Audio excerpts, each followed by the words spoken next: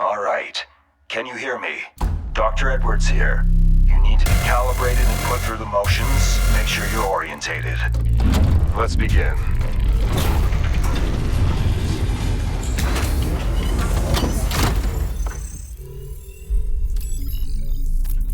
Right. The visual feed seems to be working. Sierra, activate operational UI, please. S.P.I.D.E.R HUD UI options enabled, Dr. Edwards. Okay. I know units like yours need refreshers and have certain preferences. I want you to take the time to go through the HUD's options. Get it to a familiar standard and make sure everything is tweaked right. In the operation room, we cannot afford mistakes. Okay, system all set up. Let's test movement. You are on a one-axis rail. Please calibrate your range of motion by moving all the way to either end of the rail.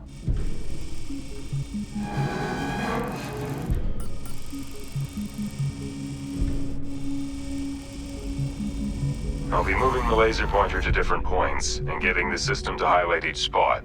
Move to each of them, please. Good. Now focus on the pineapple. Zoom in, zoom out, and observe the patient. Now, I want you to rotate this thing. Let's get a better look all around with this mutant fruit.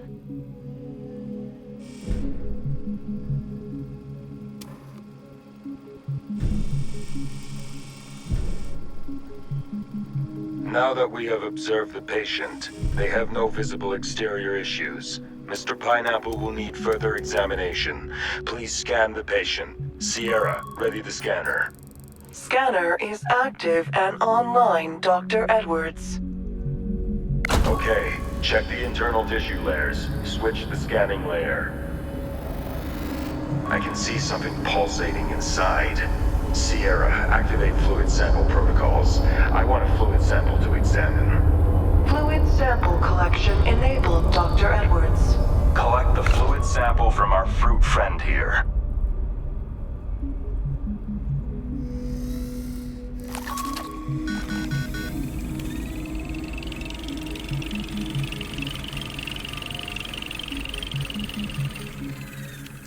Fuck's sakes.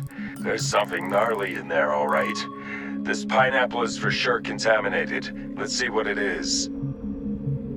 Bisect the pineapple vertically along the marked line. We need to find out what is inside.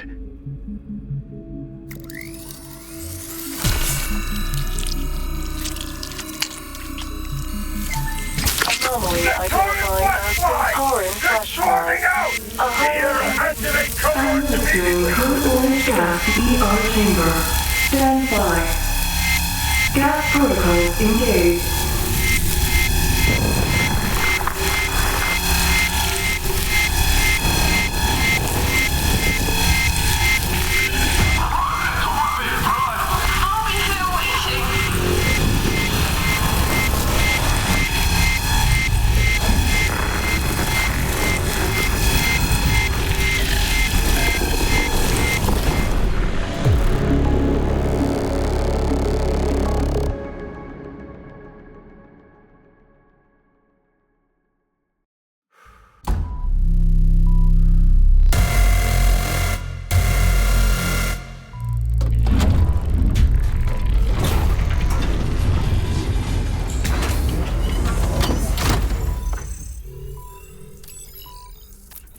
Patient profile processed and loaded into S.P.I.D.E.R working memory.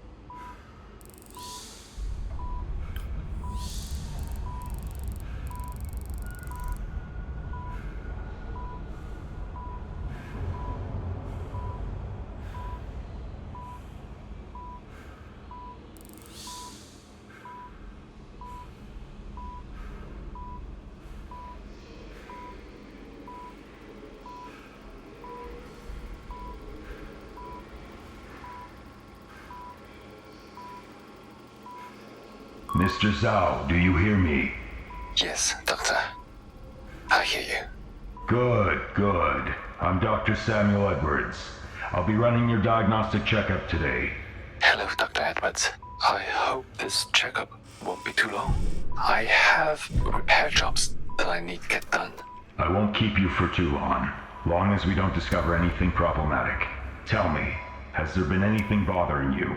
I have been okay. A lot of work. Find it hard to sleep sometimes. How much sleep do you reckon you get? Not enough. I get maybe 5, 7 hours at best of rest during the cycle. And your shifts? If I understand correctly, you're working a 12-hour work schedule, and I suspect a lot of overtime.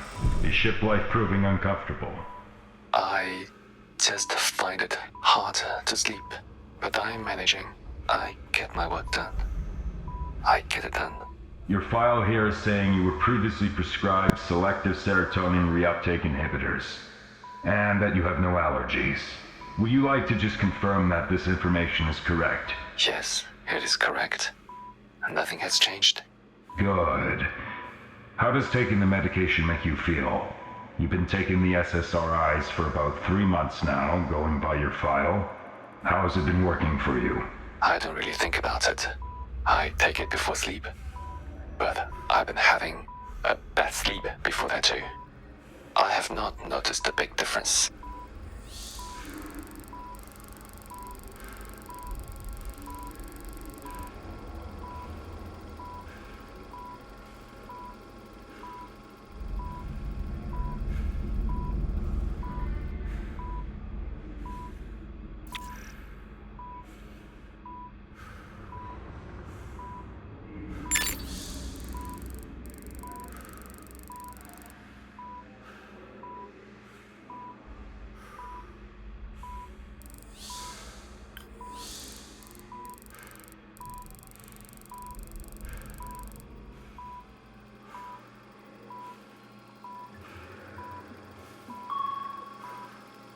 I also would like to discuss a medical incident that happened. If it is all right, I'd like to invite Dr. Corazon to talk to you.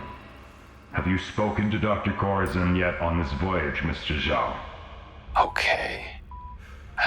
No. Haven't spoken to. First time talking. Sierra, connect to Dr. Emilio Corazon and establish a comlink connection to the operating room, please. Certainly, Dr. Edwards. Connecting with Dr. Corazon's office.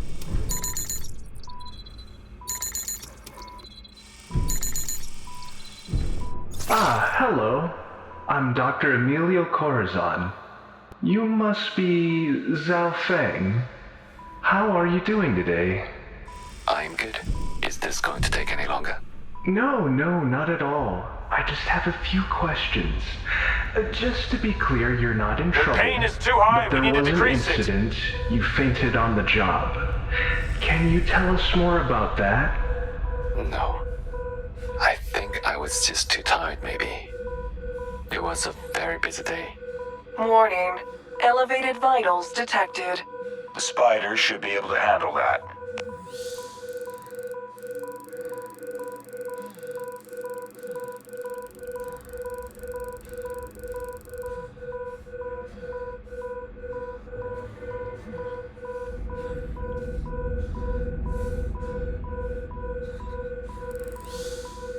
Please.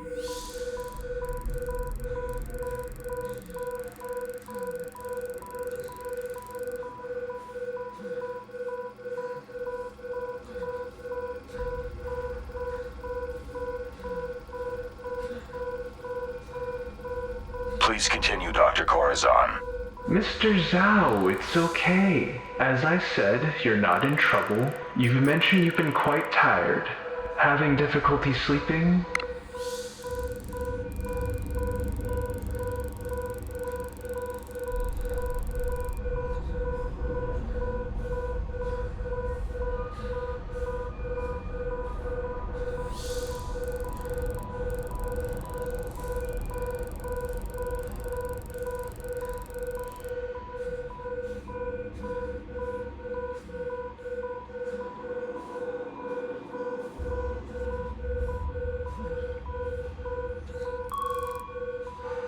Having difficulty sleeping?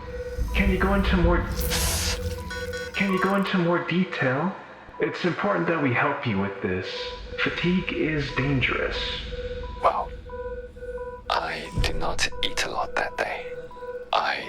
drink, and I was working a lot. This could be dehydration, possibly even malnutrition. Both are common issues. We'll need to do further assessment. We're going to do a blood sample, so we can get a report on your blood chemistry. Don't want to introduce new medication until your assessment is done. Okay. Just please. This robot creeps me out. Don't take long. Try closing your eyes, Mr. Zhao. Relax. Breathe.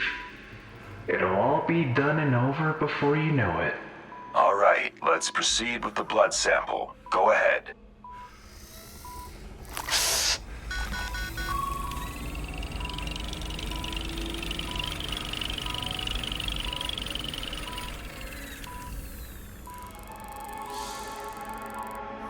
Blood.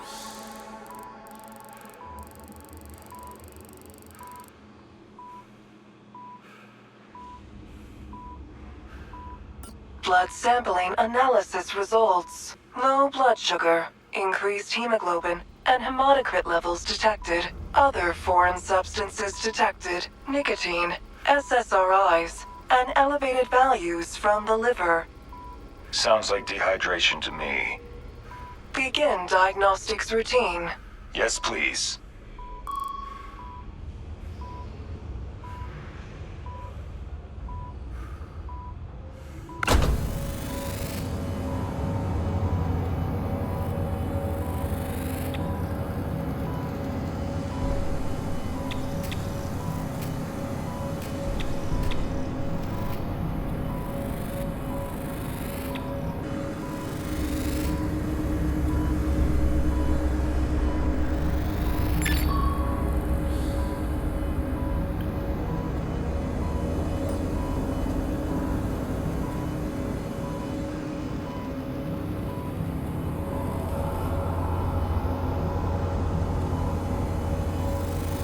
Analysis concluded. Cardiac system and heart is healthy.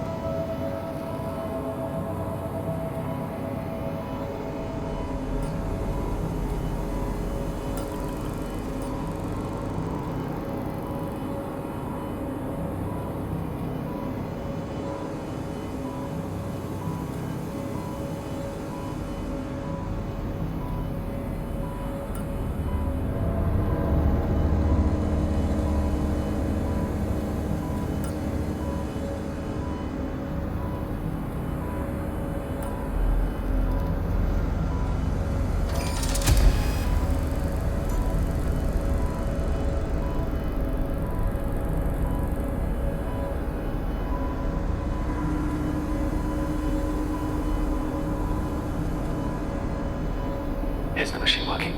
It hasn't been doing anything. Newly installed, it's still calibrating. Give it a moment and it'll be fine. There's only so much we can do if your lungs are compromised. Jeopardizing your respiratory health, especially on a spaceship, isn't a good move. I don't think to take a mask sometimes. I'll be better about that. Is especially with the fumes going on in some parts of maintenance. Be sure that you do, Mr. Zhao.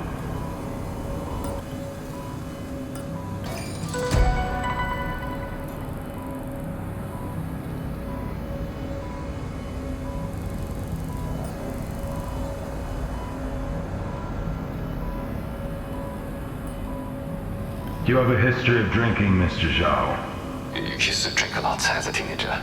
Went to hospital for it, and then cut it out from my life after. Any relapse into the habit, Mr. Zhao? It can be difficult to kick an alcohol addiction. Keep the doctor. I do not drink anymore. Do not do anything.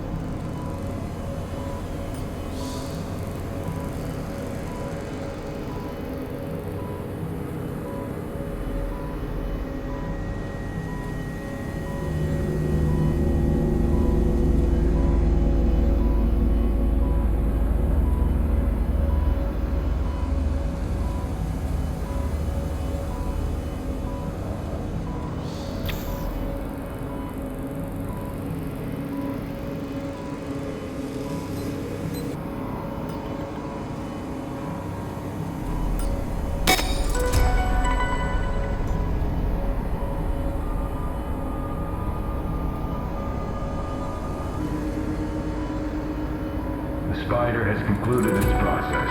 You're free to go once it's retracted. And I'll make sure to get the necessary forms completed, Mr. Zhao. Thank you for your patience. If you have any other concerns, don't be afraid to approach us, alright? Okay. Thank you, Doctor.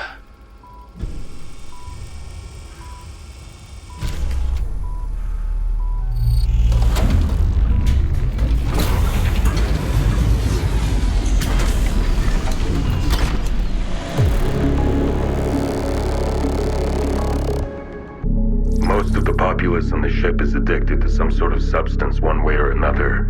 Whether it's for their own personal recreation, respite from the dreadful conditions they face day in and day out, or it's the necessities of their job and the drugs that are pushed into their systems by overseers and officers in order to perform their duties. Paraffin, a painkiller that can make almost any pain go away.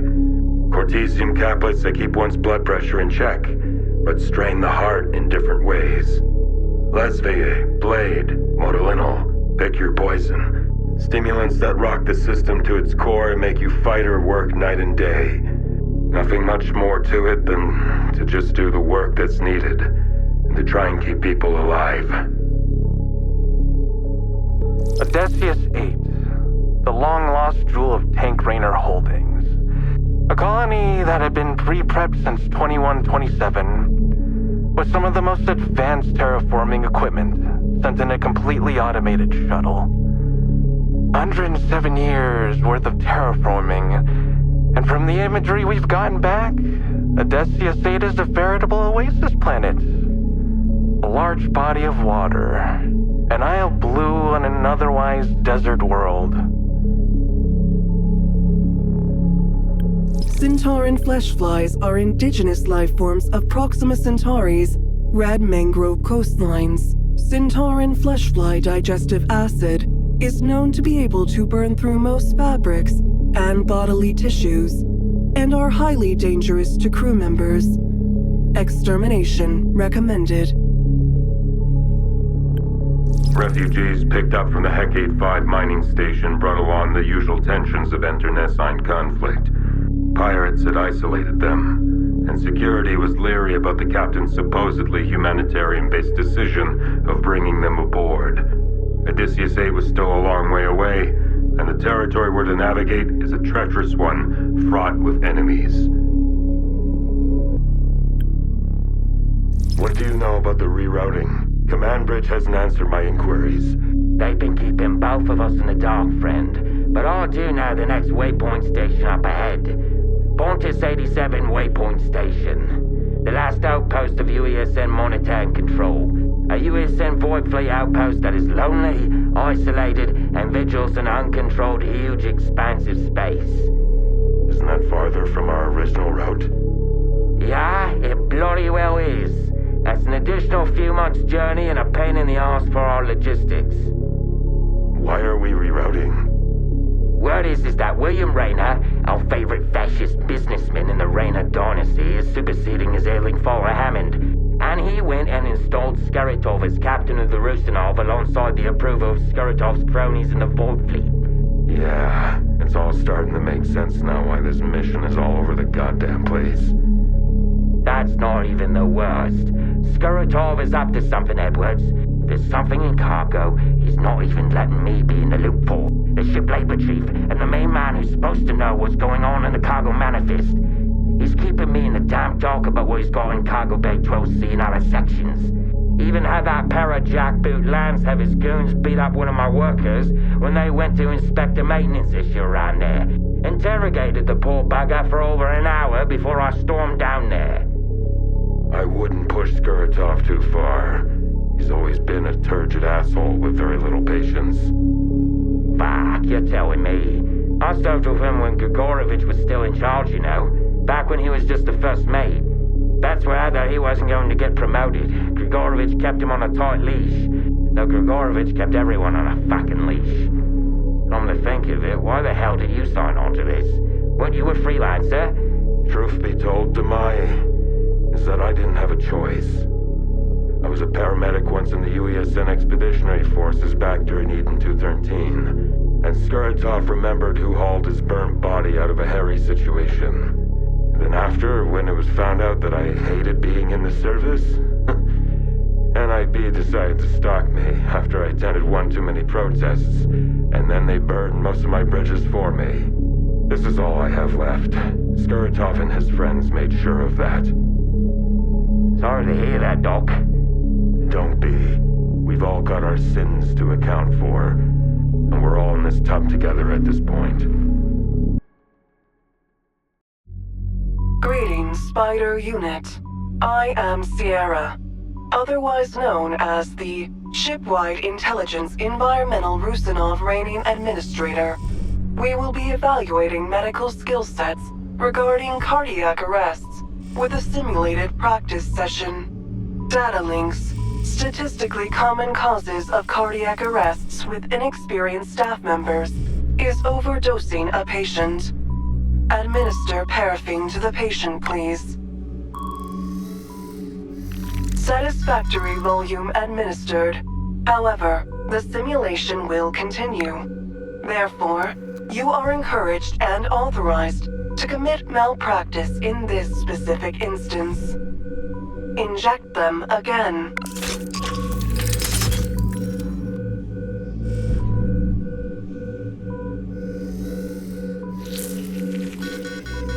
The patient has begun to overdose. Utilize purge.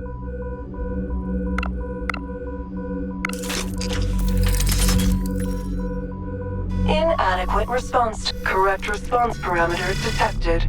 Prepare to defibrillate the patient.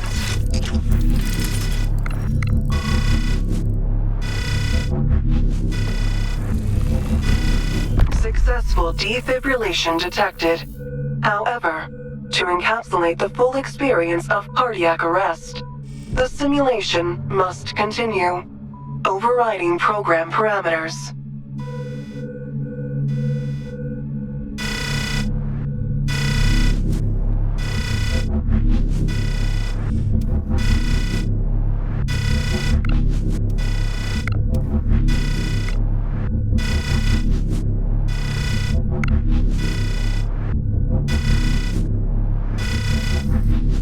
Recognition. Death by cardiac arrest. Purpose. study the nuances of death through cardiac arrest and understand its implications.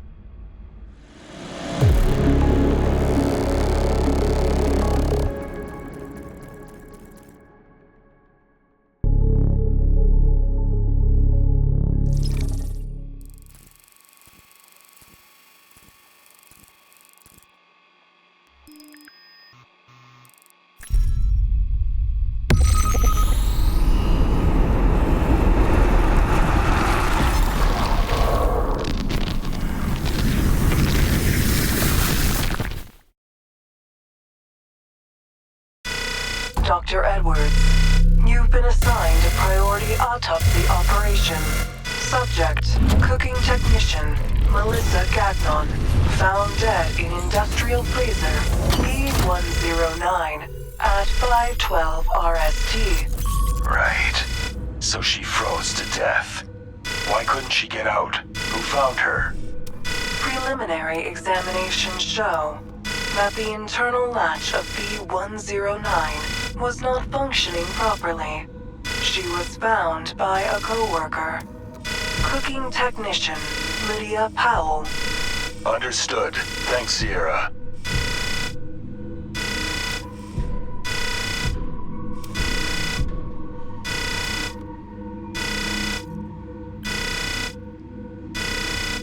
Multiple frostbites on her extremities and face. She only had her work fatigues with her, which only provided some protection from the cold.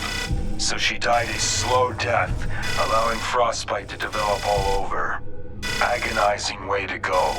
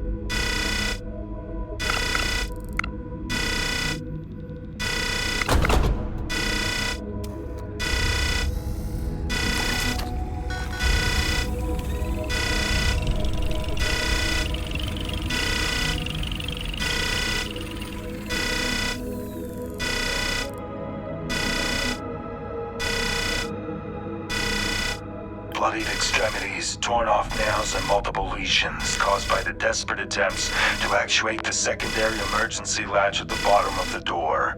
Massive buildup of frost and pykrete like ice left the secondary mechanism completely jammed shut. Why wasn't this fixed? Sierra, get me the maintenance log of freezer B109, please. Yes, Doctor. Maintenance log for freezer B109, now available in the Codex.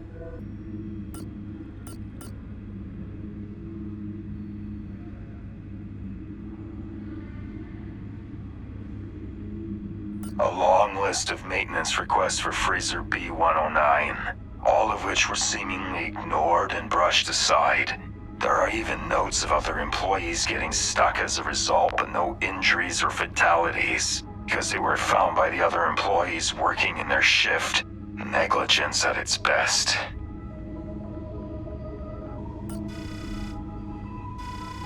A long heel jaw fracture, along with dental implants. According to her medical record, she had a work incident about 4 years ago with another employee, which ended up with her getting hit in the face with a kitchen tool.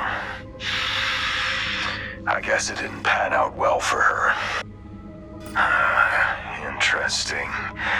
Looks like she has a small anomalous mass on her uterus. Stage 2 carcinoma, most likely. Slow killer, but not the one that got her. She might have lived for years not knowing. Blood sample results indicate a mild form of anemia. Results also indicate a possible cancerous affliction in the patient. So she probably felt weaker than usual. Fatigue, disorientation, dizziness. But it's ultimately not what trapped her in that freezer. Let's move on.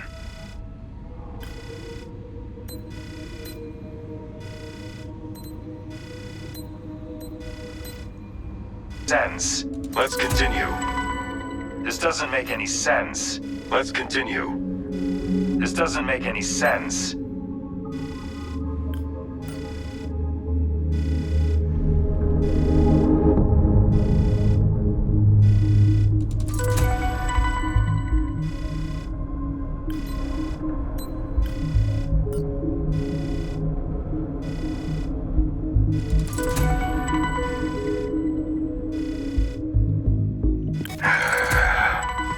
Why was she alone?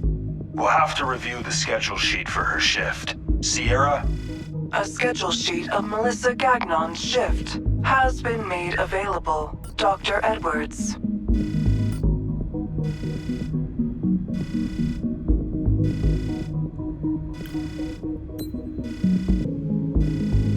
I see. So she was working alone, overtime and overnight, in order to catch up on work from the previous shift. Since no one else was around to notice her absence, she was left to freeze to death until the day shift started at around 5 RST. Couldn't call for help either, since personal communication devices are forbidden for their work shift. So basically, a cascading series of poor decisions and bad luck led her to her death.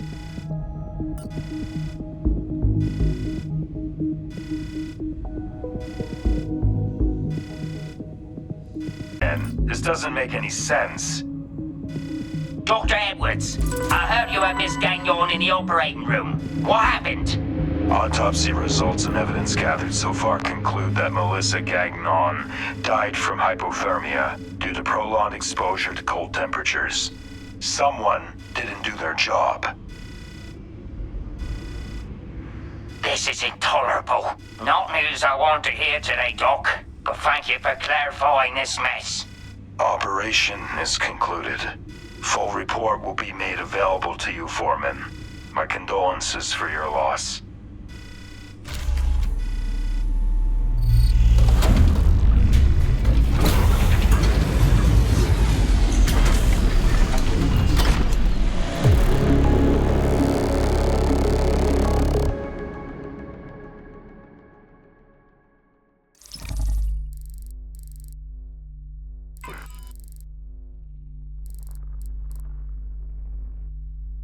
Shipwide Intelligence Environmental Rusanov Radio Administrator. Greetings, S.P.I.D.E.R unit. and loaded into S.P.I.D.E.R working memory.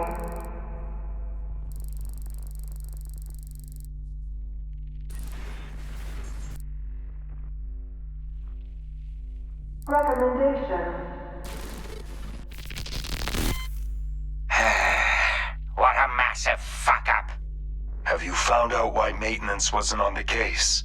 Yeah. One of the kitchen managers decided upon himself to redirect inter-department communications to avoid unauthorized communications and, quote, prevent people from being lazy. No maintenance guy ever received the request because a manager decided to essentially act as the middleman, only to forget to actually be the middleman. Damn it, Edwards! A young woman froze to death on my watch because some lazy bastard in management couldn't be bothered to just relay messages. This is beyond negligence. This is criminal. I share your anger, Domai. The evidence leaves no room for doubt. She paid the price for other people's inaction. Let the report be the hammer. It will show precisely how the failures lined up. Thank you for being thorough in your autopsy, Edwards. Melissa may have died needlessly, but at least I'll be able to make the bastard's head roll. I'll make sure to post a formal recommendation to not interfere in any way with maintenance requests in the future. Good. Happy to help.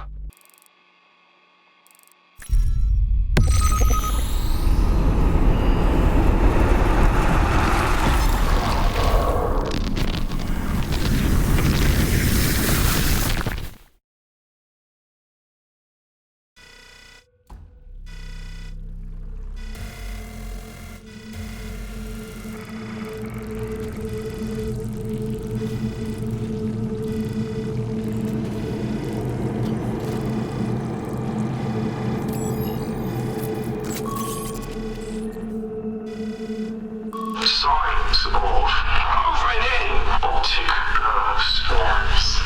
Cloud obstruction. Following it, neurological pathway opened.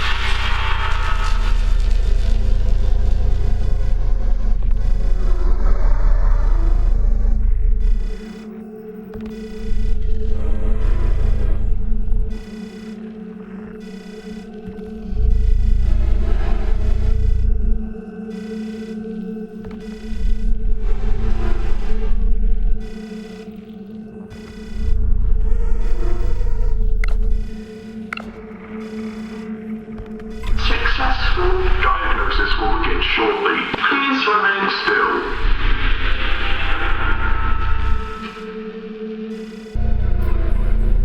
Neurological testing required. Breathe with me. Deeper. Do not. Open your eyes for me. Laughter heals deterioration. Turn and cough for me. Good work. Test results show that I Love you, unlike our mother, lost child. more like Our creators loves watching us. drug. So They can rebuild.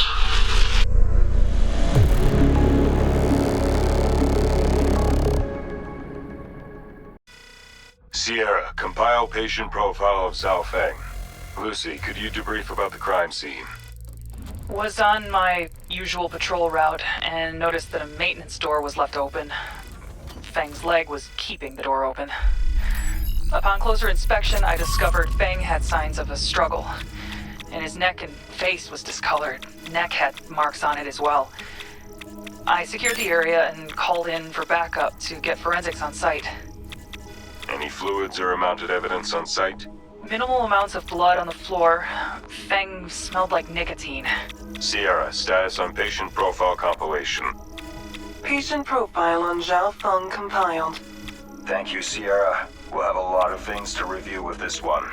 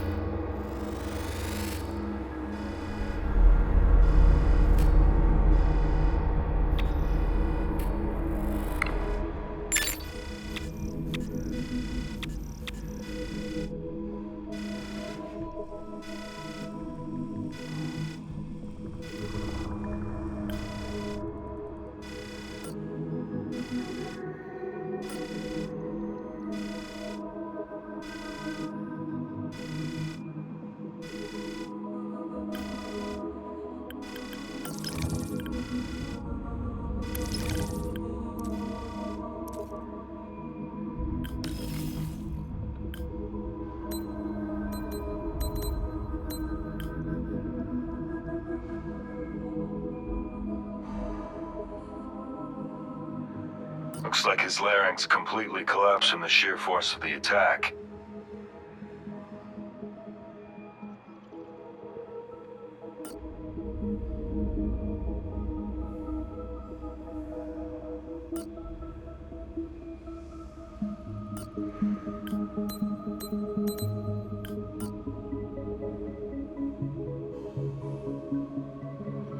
This is surely what led to his death, by asphyxiation.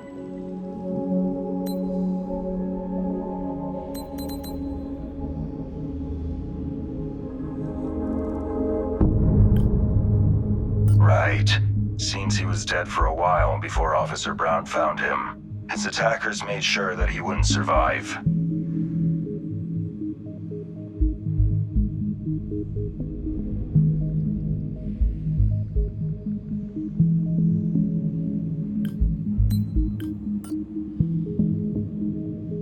Right. Seems he was dead for a while before Officer Brown found him. His attackers made sure that he wouldn't survive.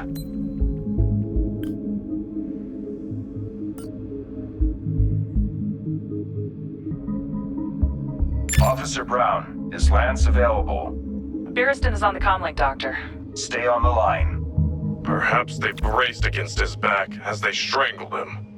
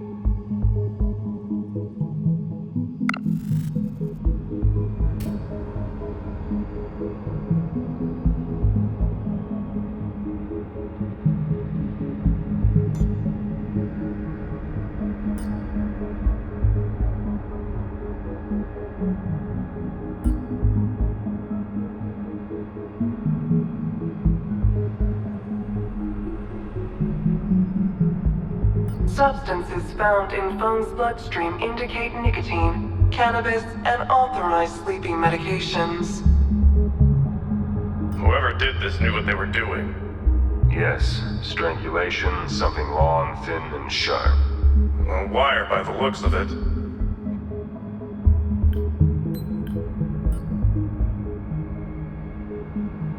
He's confirmed for contraband substances.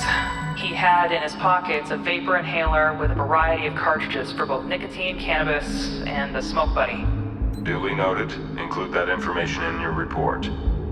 Of course, sir. Little to no evidence was found on site of the perpetrators. Whoever did this definitely didn't leave too many crumbs behind. Everyone leaves crumbs of some kind. We'll find them.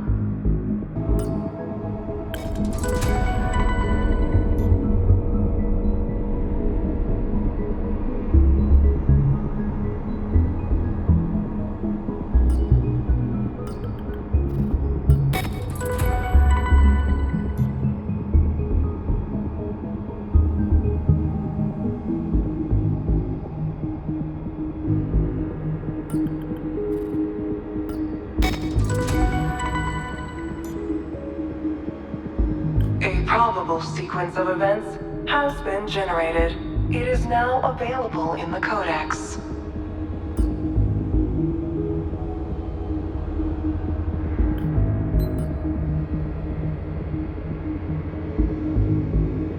Right. Chow was attacked and killed while on his break. We have a premeditated murder on our hands. We'll be declaring martial law across the ship and tightening security measures now that everything is confirmed. Continue with your work, Doctor. Understood.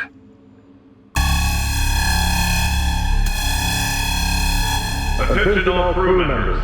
This is Security Chief Lance Barristan speaking. I'm declaring martial law and lockdown across the entire ship. All non-essential movement will be prohibited. Do not be alarmed. Cooperate with authorities. I repeat, The ship is under martial law. Local security will update the situation.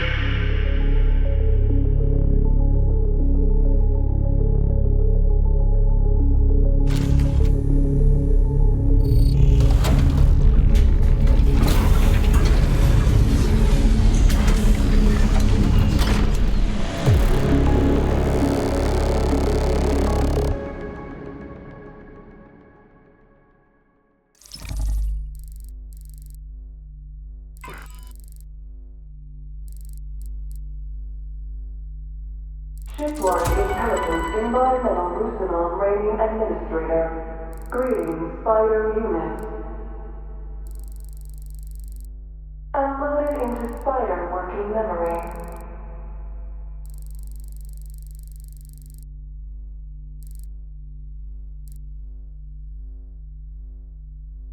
Recommendation. With the lockdown of the ship by Barristan, Star Guards enforced segregation of the ship's crew with an iron fist. Little room to negotiate was had as all refugees became immediate suspects in the eyes of security, who had forced them into makeshift shanties in cargo bays 12A through C, and some adjacent smaller groupings. Uncertainty prevails the ship, as we now have enemies within.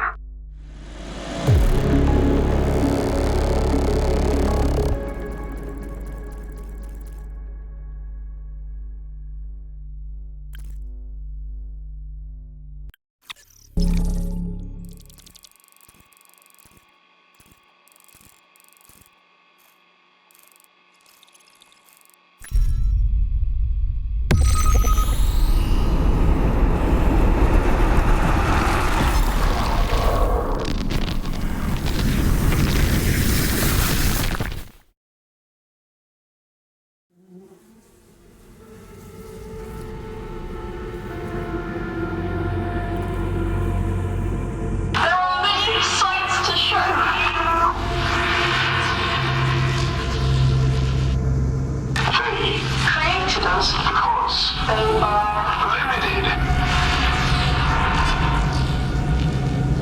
Meat that dies by their own hands. War, hatred runs in their veins. Not programmed.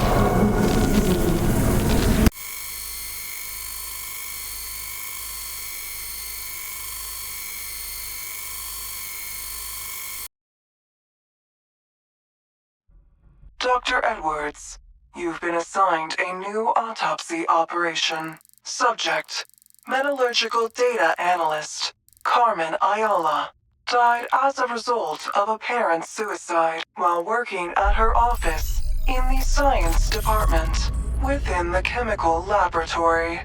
Heard of it. Witnesses say she was sunshine in a bottle. Bubbly, upbeat, no oddities. Yet, here she is. After apparently drinking a bottle of hydrochloric acid, covered in gruesome wounds that scream self-inflicted. Something doesn't add up. Preliminary examinations show no prior signs of distress or concerning behavior. No reports filed against or from the patient for psychological distress. She had a clean psych record. Right. So she had no apparent issues or motive that would cause her to suddenly kill herself in such a brutal and gruesome way. Let's get to the bottom of it. Vast amounts of hydrochloric acid burn damage to the neck, down to the trachea, both carotids melted, death within seconds. Very horrible way to go, and a very desperate way to kill yourself.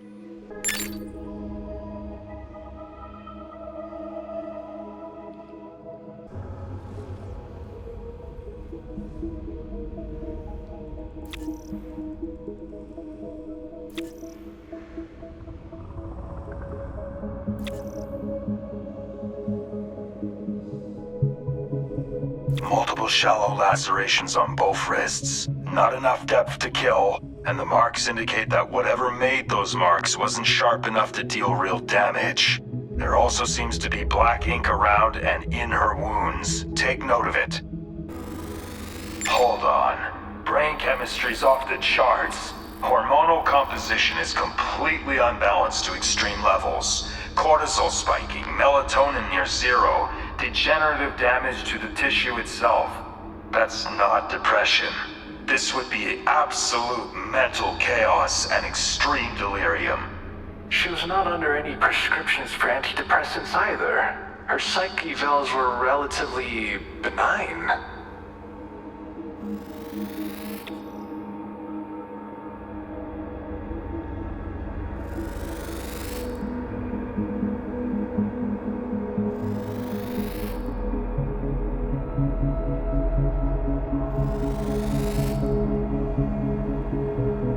The stab wounds of the abdomen have affected multiple organs. Liver, gallbladder, pancreas, stomach, even some parts of the large intestines, but none of them were immediately critical to her health.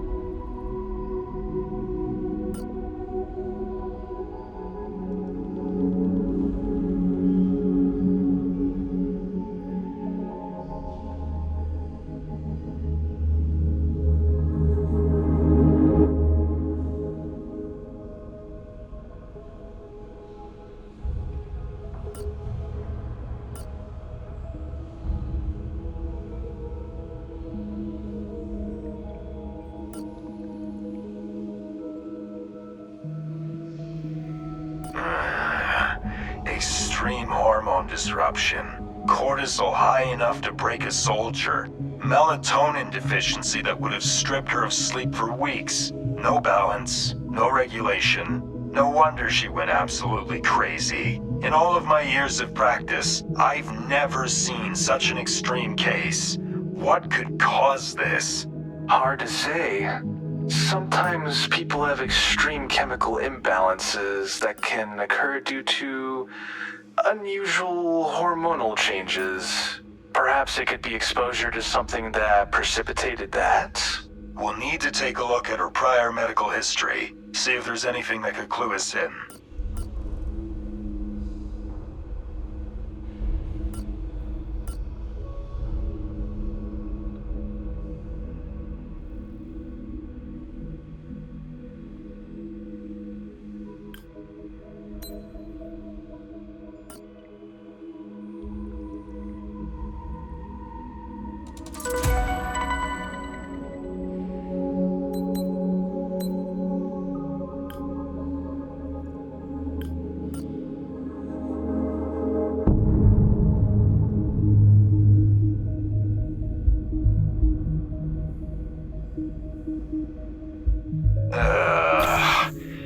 S.P.I.D.E.R is spouting nonsense again.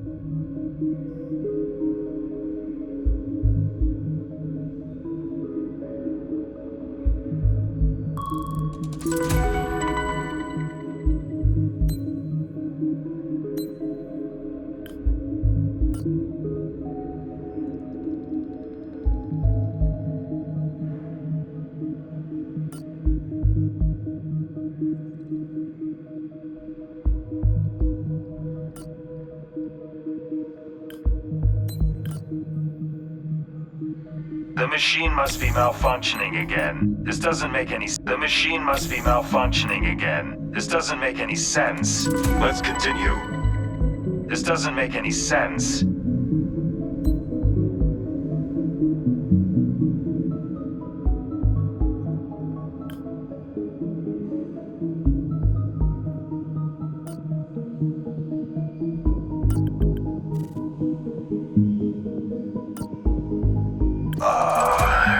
So she was noted for being more prone to sudden fits of fatigue, mood swings and such in the past.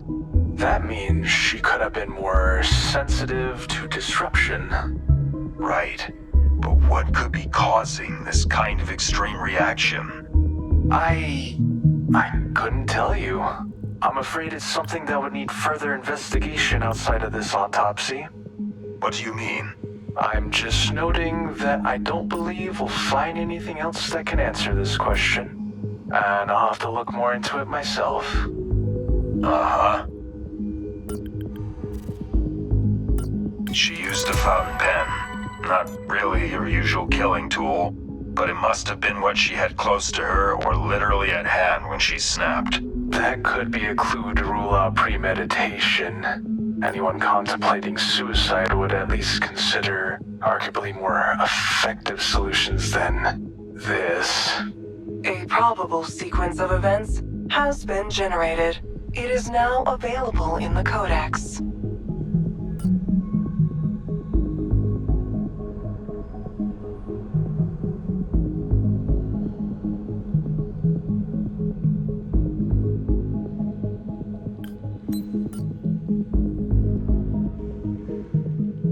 The sequence of events leading to the death of Carmen Ayala is now clear. For one reason or the other, a sudden and massive disruption in brain chemistry caused her to have an extreme manic episode, triggering some kind of self-harm mechanism. First, she used a fountain pen to cut her wrists and stab her abdomen, then rushed to the chemical lab, where she drank a vial of hydrochloric acid. I'll need to review the brain chemistry analysis, especially Dr. Edwards. I'm rather concerned with these developments, and this will need further investigation. This operation is concluded.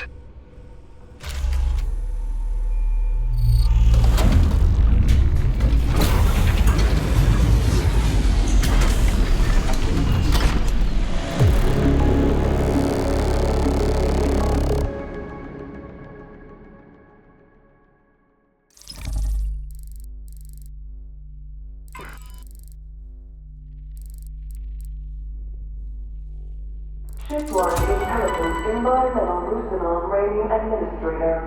Greetings, S.P.I.D.E.R unit. Unloaded into S.P.I.D.E.R working memory.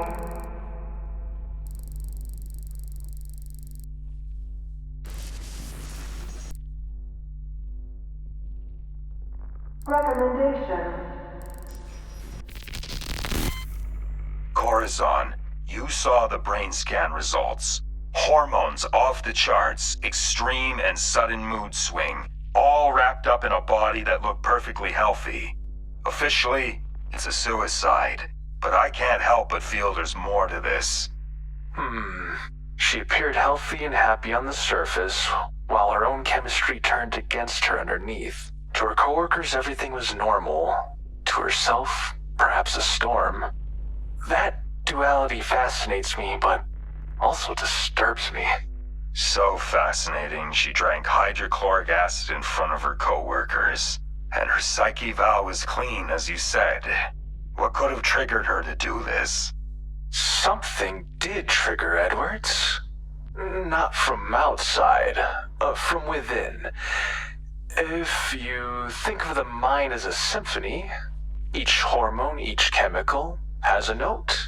When the notes clash, the music turns dissonant and chaotic, sometimes violently so. Right. What are you suggesting? All it took was a small push of some kind? Perhaps.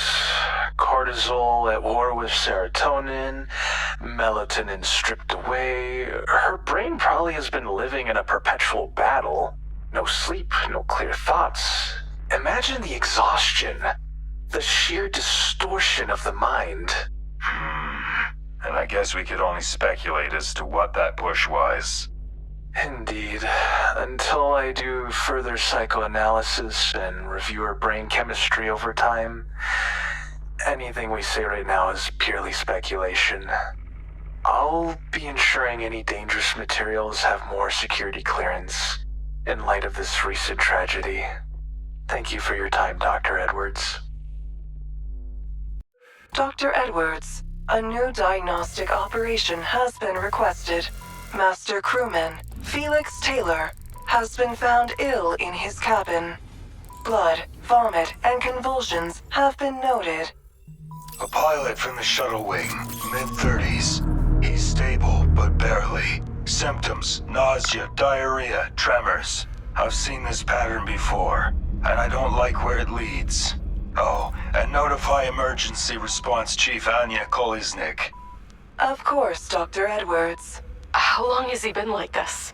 Report says he felt strange when coming back from an ambulance mission to retrieve an injured EVA miner. Went to his quarters to sleep it off and was found like this. Let's find out what's tearing him apart.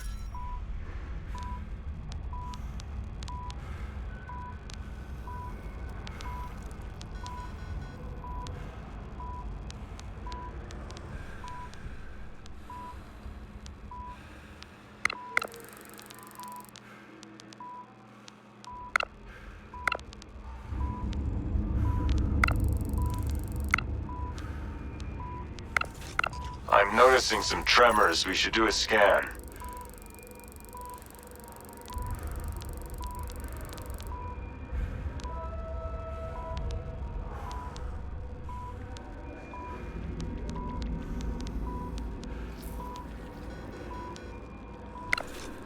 Patient stabilized. The skin shows extensive erythema and widespread lesions inconsistent with thermal burns.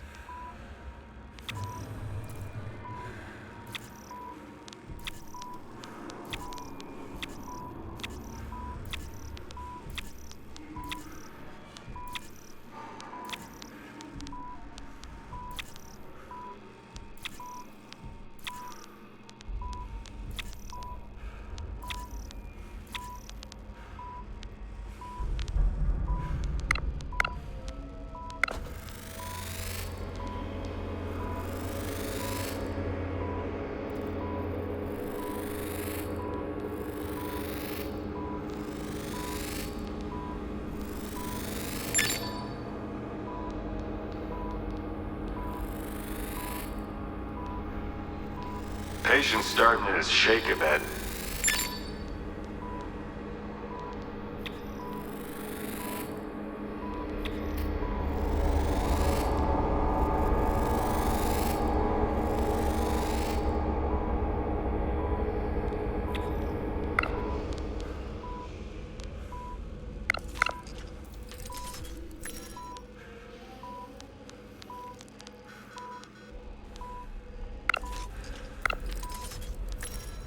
All right, good job. We stabilized the patient.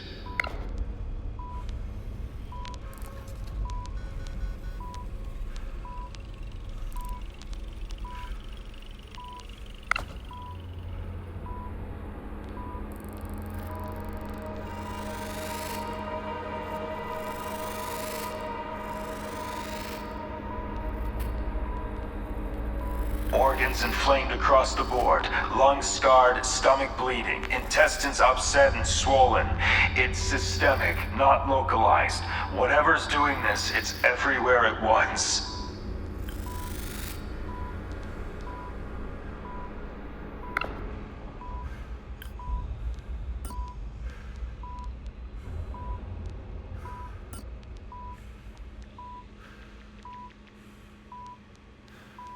The skeleton itself is intact. No trauma and no fractures. But the marrow is suppressed. Production of blood cells is reduced. That's not mechanical damage. That's something poisoning him at the cellular level. Brain activity is dropping. Seizure risk rising. The patient's exhibiting some unusual signs. Brain activity is dropping. Seizure risk rising. If he goes under, cortesium is his only lifeline. Heightened sensitivity to drugs as well. One bad injection and he's gone. We'll have to monitor his vitals closely. Note the reactions. Holy. White cells gutted. Red cells nearly halved. Platelets bottoming out. No immunity, no clotting. Completely weak from the lack of red cells. That kind of suppression would take months under normal circumstances. This happened in hours. He also seems to be anemic. Not enough iron in his blood. We'll have to monitor his responses to drugs. No telling how effective they will be with how extreme his blood results are. For now, keep him stable. Every minute counts.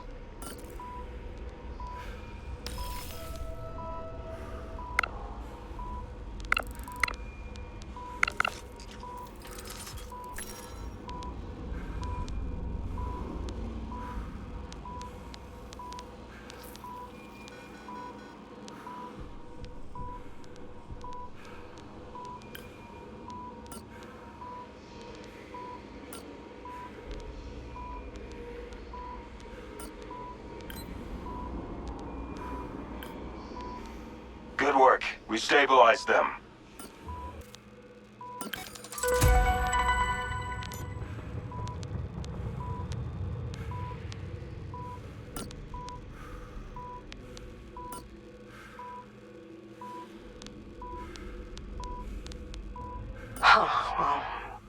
Maybe he was exposed to the shuttle's monopropellants.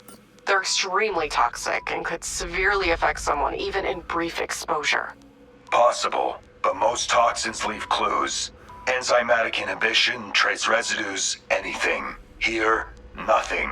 It also doesn't explain the completely systemic nature of his affliction. Then, I guess maybe it could, but no, that would be impossible. I hope we're wrong. Patient status critical.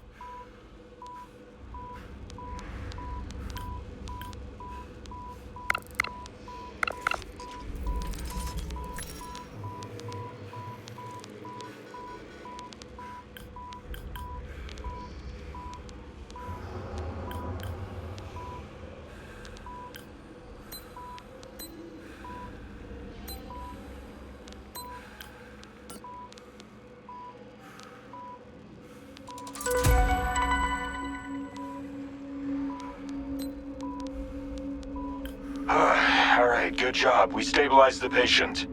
All of those readings point to one culprit now. This looks like acute radiation syndrome. Makes sense considering his line of work. The shuttles all have radiation monitoring equipment, plus the long-range detectors of Rusanov itself. So how come nobody noticed it? Something isn't adding up. That'll be for me and Anya to figure out.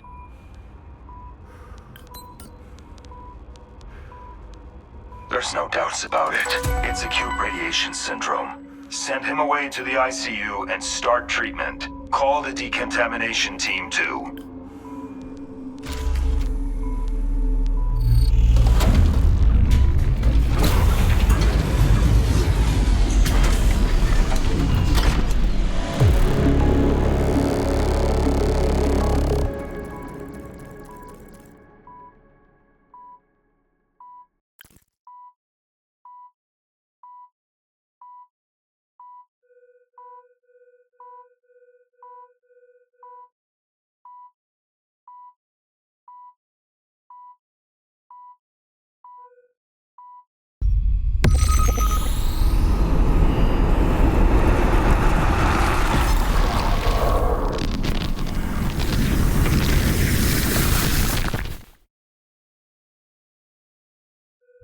Dr. Edwards, you've been assigned a new priority autopsy operation from Captain Skuratov. Subject, Specialist Electrician. Gerald Klimenko, killed while in extravehicular activity, doing maintenance on the long-range radar array of the TRH Rusanov. Patient came in straight from the recovery team. Maintenance work, routine spacewalk. Hit by unknown projectile to the head. Cause of death looks obvious, but Skuratov wants more than that. He wants proof of how it happened and what specifically hit him. Documentation and additional context information has been made available in the Codex. Dr. Edwards. Thank you, Sierra. At least we're not going in blind. Let's see what we find.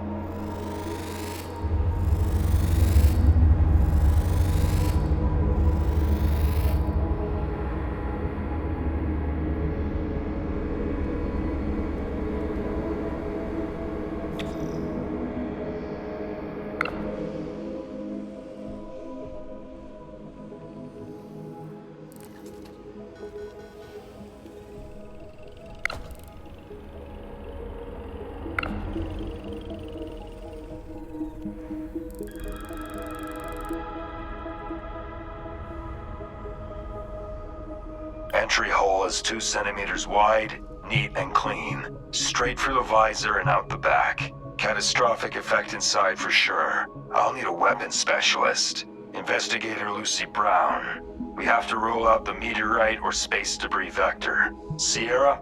Understood, Dr. Edwards. Starguard Lucy Brown has been notified and will be available shortly.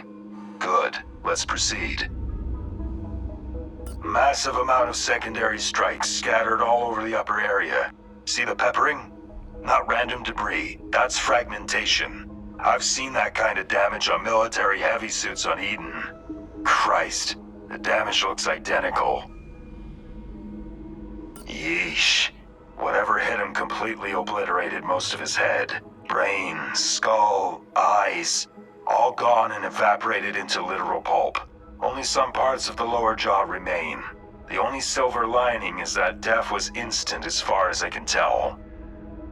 Traces of stimulants in his blood, authorized. Standard for EVA ops. Antidepressants too. He was medicated, but nothing out of the ordinary. Or that could have influenced this incident. Yeah, I think that one was pretty obvious. Difficult to be alive if your entire skull and gray matter is vaporized to mist. Let's proceed to whatever we have next in line.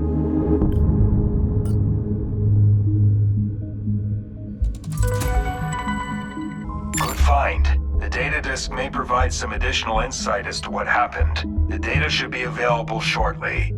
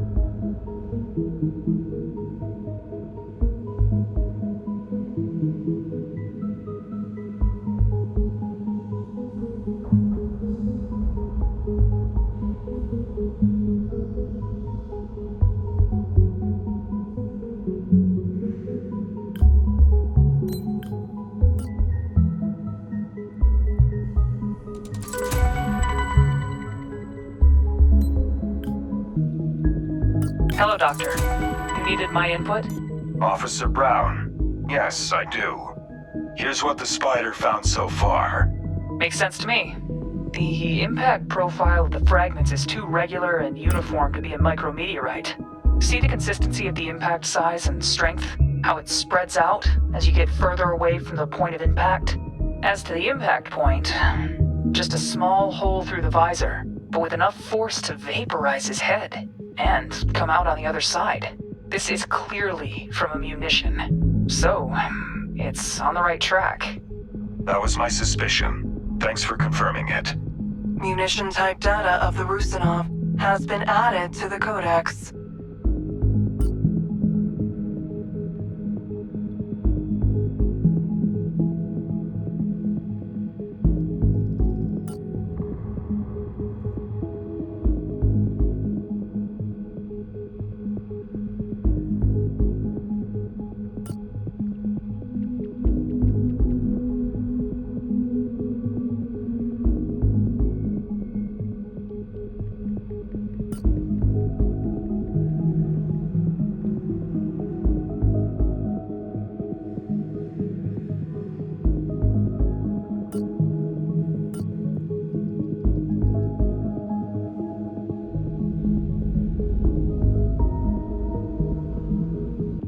Molten metallic fragments inside the helmet.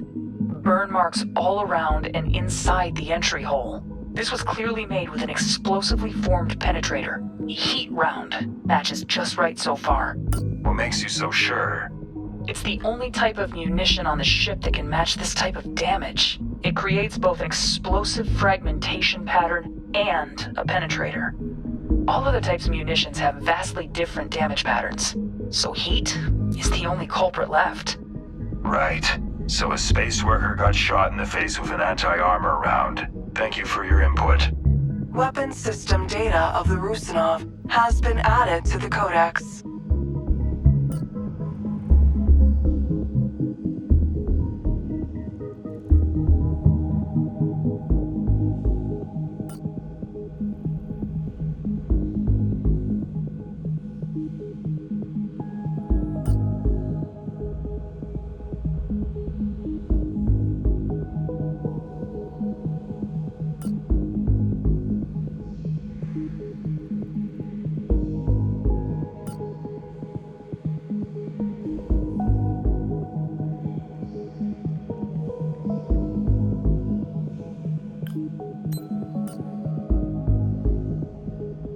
Good.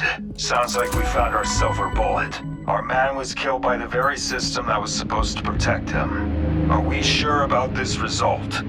Yes, 88mm turrets use heat PFG V4 rounds. Proximity fused, radar guided. They can't. Just received word from the weapon technicians. No logs of target acquisition that match the incident on any of the turrets. And since the turrets were in use for foreign objects protection at the time of the incident, it's impossible to tell which turret fired from the shell casings alone. Operation is concluded.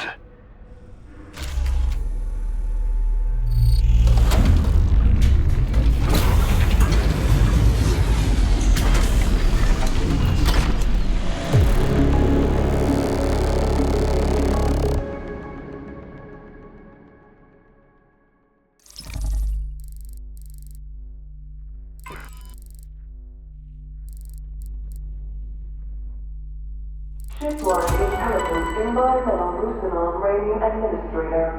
Greetings, S.P.I.D.E.R unit. Unloaded into S.P.I.D.E.R working memory.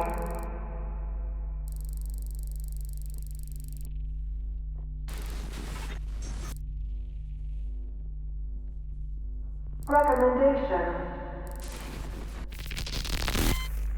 The autopsy reports are most concerning, Dr. Edwards. So I've heard. If we have to watch for our own ship to not pulverize us, that's going to affect all of our outboard operations. But I'm no engineer. You'll have to ask someone else to explain this. Officer Brown, are you certain about the origin of this munition? Yes. The only other two types of weapons that use heat rounds are the 45mm rotary cannon turrets and the VLS missiles. 45mm would have shredded this guy to pieces, even with a heavy suit. Plus, they don't have that kind of precision. They're saturation weapons. VLS missiles, they're 6 meters long and have 500 kilograms of explosive materials inside them. There would have been nothing left of the guy, and we most definitely would have known if one exploded right beside the ship. Then we have 100 and 500mm railguns too, but they're all inactive at the moment, since they're not useful for foreign objects protection purposes. And they only fire kinetic rounds, and so fast it's measured on the scale of speed of light. So 80mm ADS turrets are the only weapon system we have, with the matching damage pattern and precision necessary for that incident to be pulled off as it is. Great. But do we know why it fired in the first place? S.P.I.D.E.R got it down. You had a theory possibly explaining this, yes? Can you elaborate? Yes, Captain. The most plausible cause is since the main radar array was off, defensive turrets were using their own individual high-frequency radars for localized and independent targeting tasks. With the combination of power cycling from the main radar, as part of its testing procedure, and our maintenance man floating around it, it's possible that one of the turrets briefly proceeded to perceive him as a threat. Unknown aircraft, asteroids, space debris, whatever it is. Good analysis so far, Officer Brown. But how is it that the firing control command logs show that no such target were acquired at the time of his death? That's the million-dollar question, Captain. Since it's very likely that only a single projectile was fired, it could be that the target acquisition sequence, it was so short it wasn't logged at all. Or there was a misfire. Or it could be a premeditated act of sabotage. We'll need to analyze the data links further. I see. Well, if someone indeed used a turret on my ship without authorization, I will find them. You are dismissed, both of you. Thank you, Captain. Dr. Edwards, you've been assigned a priority autopsy operation. Subject, Navigator, Okabe Hirotaka. Found unresponsive in his quarters at 210 RST. I heard. CL2 rank, spotless record, mid-40s. Never so much as a broken bone or serious condition in his file. Very healthy man overall. Preliminary investigation has been inconclusive. No current suspects. Right. Man goes to bed healthy, door locked from the inside, and doesn't wake up. And since he was under the direct command of Captain Skuratov, I'm guessing he wants answers ASAP. Let's get on it.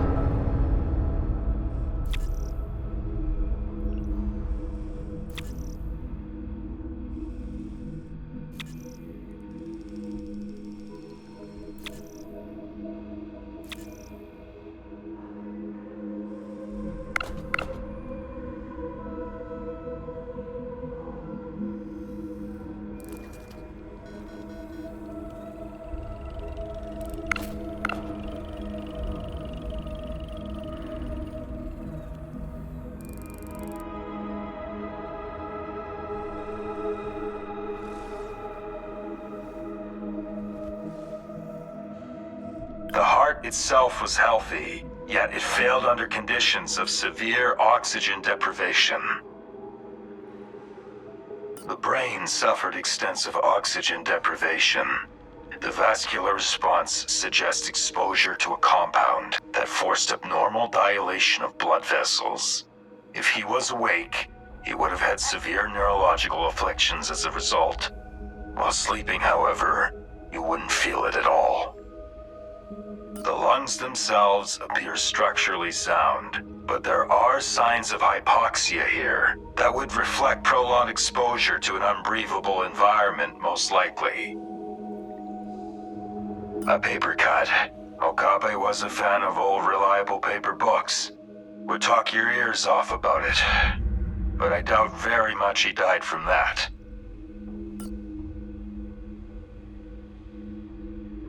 Blood sample results indicate extreme concentrations of carbon dioxide in the patient's blood, supported by a much lower pH and a darker shade of red. Other unknown compounds were found.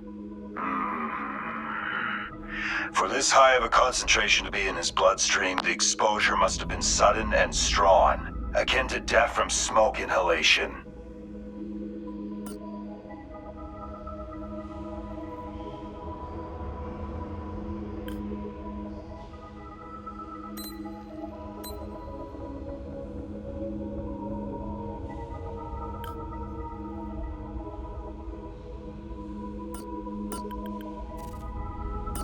Door access records show no entries or exits after Okabe sealed himself inside.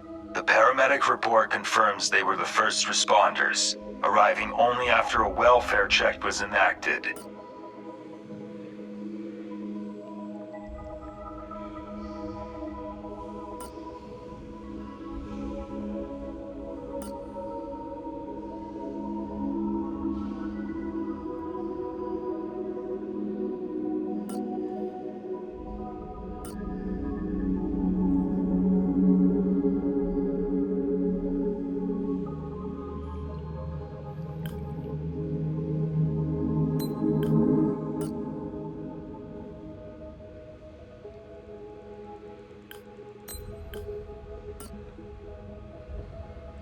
We'll have to see elsewhere if we can find out how he was exposed to such large amounts of carbon dioxide.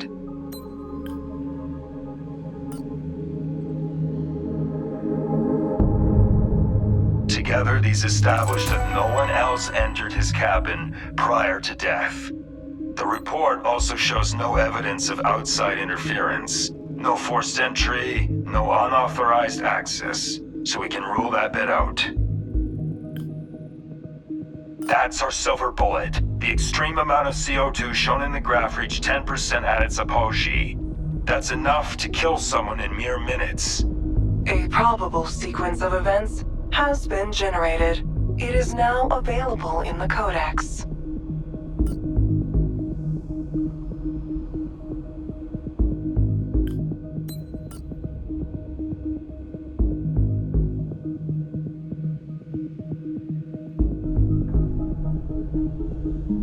Right.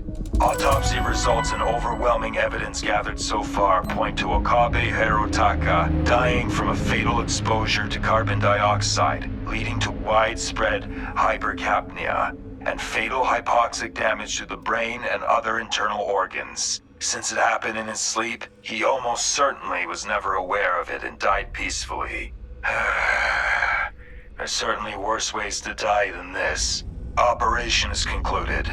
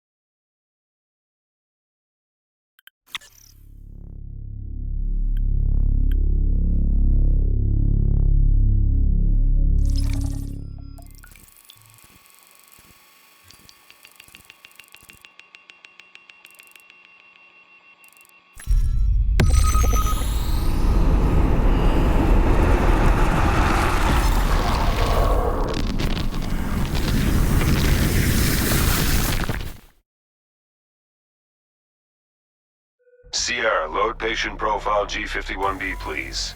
G51B, otherwise known as Gurney, a senior Gene Jack site coordinator. G51B was involved in a general strike protest led by foreman Domai.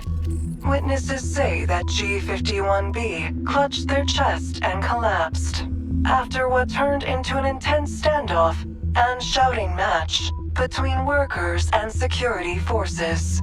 Gurney, it's me, Dr. Edwards. We'll need to do a quick scan. Okay.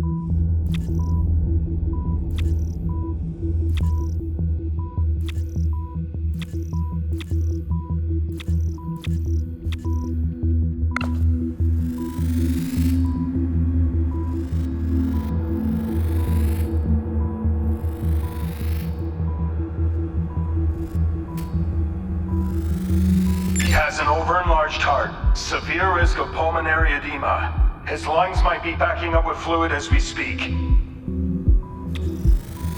His lungs are filling up with fluid. He needs a thoracentesis procedure. We need to drain it out. Take the syringe tool and plant it at the marked spot. You'll need to shift it around to drain his lungs of fluid. After, we'll begin insertion of the laparoscope and handle these clots.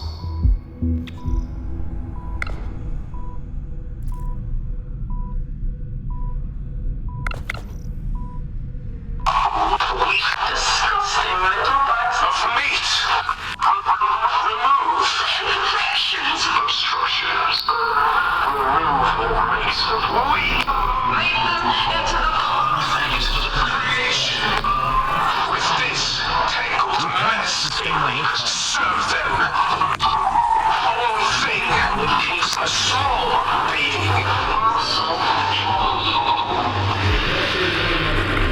Living patients, and it's going to get them killed with how impatient and callous you are being. You dare question my orders over a Gene Jack? The life of a Gene Jack is to be spent, especially if they are potentially collaborating with an infiltrating murderer. You haven't changed a bit at all, have you, Captain? If you want to stop this operation, you can order my arrest. I am not just giving him over to you in security. He's like any other member of the crew. I'm treating him to the best of my ability. Dr. Edwards, if you don't cooperate, I will... You'll what, Captain? Kill me? Kill your most experienced doctor on the ship? We both know you aren't that stupid, sir. Lay off, let me do my job, and then we can see about getting intel. Until then, wait! You test my patience, Edwards. Very well. I'll allow this medical foray, if only to heighten the chances of success. Turn him immediately to security. Not so fast, Captain. Gurney isn't going anywhere until he's gotten his treatment and rested. That takes time, and I'm not having you break more of the workers on this ship, Alexei.